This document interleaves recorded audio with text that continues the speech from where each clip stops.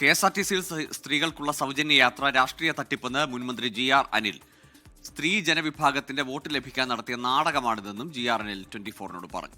CPIയുടെ 8 MLA-മാരും ഉദ്ഘാടന ചടങ്ങിൽ പങ്കെടുക്കേണ്ടതില്ല എന്ന് പാർലമെന്ററി പാർട്ടി യോഗം തീരുമാനിച്ചു. എല്ലാവർക്കും എല്ലായിടത്തും ഗുണം ലഭിക്കുന്ന രീതിയിൽ പദ്ധതി നടപ്പിലാക്കിയാൽ മാത്രമേ തെരഞ്ഞെടുപ്പ് വാഗ്ദാനം നടപ്പിലാകൂ എന്നും GR അനിൽ പറഞ്ഞു. പങ്കെടുക്കുന്നില്ല, അതൊരു രാഷ്ട്രീയ തട്ടിപ്പാണ്. തെരഞ്ഞെടുപ്പ് സമയത്ത് സ്ത്രീ ജനവിഭാഗത്തിൻ്റെ വോട്ട് ലഭ്യമാക്കാൻ നടത്തിയ ഒരു നാടകമായിരുന്നു.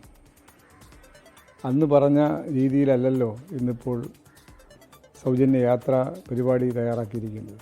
LDF തീരുമാനിച്ചതല്ല, ഓരോ രാഷ്ട്രീയ പാർട്ടിയും പ്രതിപക്ഷത്തെ രാഷ്ട്രീയ പാർട്ടികൾ എന്ന നിലയിൽ അങ്ങനെ ഒരു തീരുമാനത്തിലേക്ക് എത്തിയിട്ടുണ്ട്. LDF പൊതുവിൽ അതിൽ പങ്കെടുക്കാത്ത നിലപാടാണ് സ്വീകരിച്ചിട്ടുള്ളത്. CPIയുടെ 8 MLA-മാരാണുള്ളത്. 8 MLA-മാരും പങ്കെടുക്കേണ്ടെന്ന് CPI പാർലമെൻ്ററി പാർട്ടി നിലയ്ക്ക് തീരുമാനിച്ചിട്ടുണ്ട്. LDFൻ്റെ ഒരു പൊതുധാരണ അനുസരിച്ച് എല്ലാ കക്ഷികളും അതിനോട് സഹകരിക്കുന്ന നിലപാടായിരുന്നു.